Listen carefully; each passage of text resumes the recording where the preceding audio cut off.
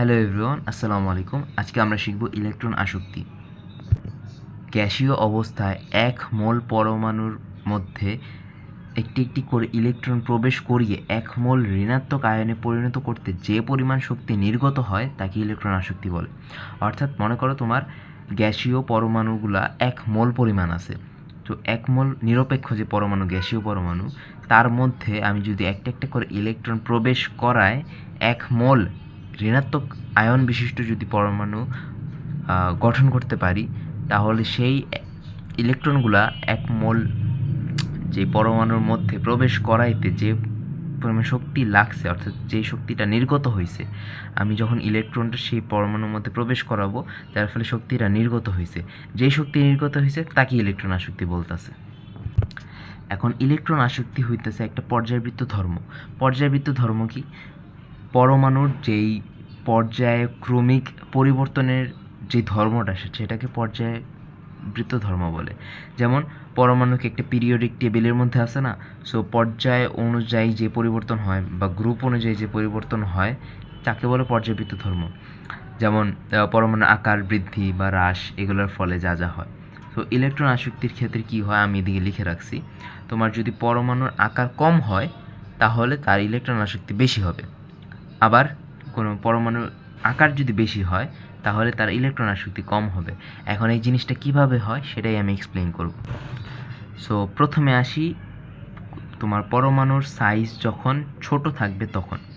এখন ইলেকট্রন কিন্তু একটা ইলেকট্রন আরেকটা ইলেকট্রন দুইটা কিন্তু আমার সমধর্মী চার্জ, আর আমরা কি জানি সমধর্মী চার্জ পরস্পরকে বিকর্ষণ করে।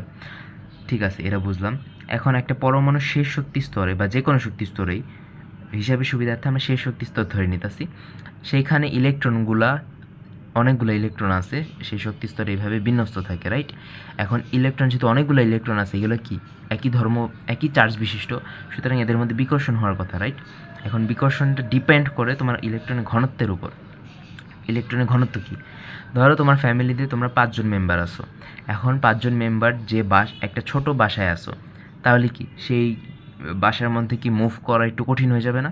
কারণ তোমার 5 জন মেম্বার আসো কিন্তু তুমি থাকতাছো এক রুমে 5 জন মেম্বার, তাহলে তোমাদের কার্বন ডাইঅক্সাইডের পরিমাণ বেড়ে যাবে, কারণ আর গরম লাগা শুরু হবে। এত মানুষ, তোমাদের কিন্তু মানুষ সংখ্যা কিন্তু বাড়ে নাই বা কমে নাই, কিন্তু তোমার সাইজটা কমে যাওয়ার ফলে, তোমার রুমের সাইজটা কমে যাওয়ার ফলে তোমরা কিন্তু ফ্রিলি মুভ করতে পারবে না।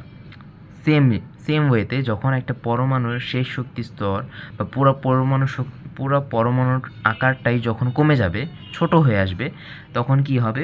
তোমার শেষ শক্তি স্তরটাও কিন্তু ছোটই হয়ে আসবে। যখন ছোট হয়ে আসবে তখন তার ক্যাপাসিটি কমে যাবে তোমার ইলেকট্রন ধারণ করার, কিন্তু ইলেকট্রন তো সেম পরিমাণই থাকে। তখন কি হবে? তোমার ইলেকট্রনের ঘনত্বটা বেড়ে যায়।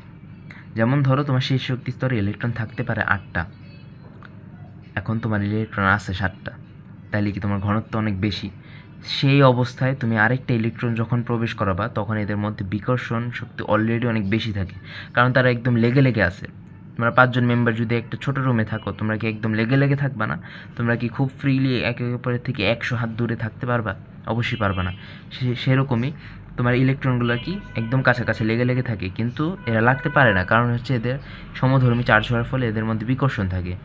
তাই আরেকটা ইলেকট্রন খুব ইজিলি চাইলেই প্রবেশ করাতে পারবা না, যেহেতু প্রবেশ করাতে অনেক বেশি শক্তি নির্গত হয়, এই কারণেই এর ইলেকট্রন আসক্তি বেশি হয়। সো পরমাণুর আকার যখন কম বা পরমাণু যখন ছোট আকৃতি থাকে তখন তার ইলেকট্রন আসক্তি বেশি হয়। এখন আমরা দেখি পরমাণু যখন আকার বেশি থাকে, যখন পরমাণু আকারে বড় থাকে তখন কি শক্তি স্তরটা অনেক বড় থাকে বা ওভারঅল আকারটা বড় থাকে। আকার বড় হওয়ার ফলে কি হয়? তোমার স্পেস বেড়ে যায়, তখন ইলেকট্রনগুলা মুভ করার বা ইলেকট্রনের মধ্যবর্তী দূরত্ব সেটা বেড়ে যায়। ধরো তোমরা 5 জন মেম্বারই আছো, কিন্তু এখন বড় বাসায় শিফট হইছো, তাহলে কি তোমরা একে অপরের থেকে দূরে এখন নড়াচড়া করতে পারবে না? তোমরা কি একদম লেগে থাকবা? অবশ্যই না, কারণ তোমরা অনেক বড় একটা রুমে আছো। ধরো একটা ফুটবল মাঠের সমান একটা কমপ্লেক্স বা একটা রুমের মধ্যে তোমরা আসো, তাহলে কি অনেক দূরে দৌড়াদৌড়ি করতে পারবে না? তো সেরকমই পরমাণুর আকার যখন বড় থাকবে তখন তোমার ইলেকট্রনগুলো সমধর্মী চার্জ হওয়া সত্ত্বেও তারা কিন্তু মোটামুটি দূরে দূরে থাকবে, যার ফলে তারা সমধর্মী চার্জ ঠিক আছে, কিন্তু তারা কিন্তু বিকর্ষণ অত বেশি হবে না বা ফিল করবে না, কারণ দূরে দূরে আছে। তখন কিন্তু চাইলেই তুমি একটা ইলেকট্রন প্রবেশ করায় দিতে পারবা, কারণ তার বিকর্ষণ অত স্ট্রং না, তা চাইলেই খুব সহজেই ঢুকাই দেওয়া যায়। যেহেতু ইলেকট্রনটা খুব সহজেই প্রবেশ করে দেওয়া যায়, এই কারণে তার ইলেকট্রন প্রবেশ করাইতে শক্তিটা খুব কম পরিমাণে নির্গত হয়, যার ফলে তোমার ইলেকট্রন আসক্তিটাও কম থাকে। এই কারণে পরমাণুর আকার যদি বেশি হয় বা পরমাণুর সাইজে যদি বড় হয়, তাহলে তার ইলেকট্রন আসক্তি কম হয়। এখন এই কনসেপ্টটাই আমার ইলেকট্রন আসক্তির পর্যায়বৃত্ত ধর্মকে প্রমাণ করে। তোমার গ্রুপ ওয়াইজ যদি ভাগ করো, তাহলে উপর থেকে নিচে গেলে আমার পরমাণুর আকার বড় হয়। আমরা একটু আগে শিখছি পরমাণুর আকার বড় হলে ইলেকট্রন আসক্তি কম হয়। সেম আমার গ্রুপের ক্ষেত্রে সেম থাকে।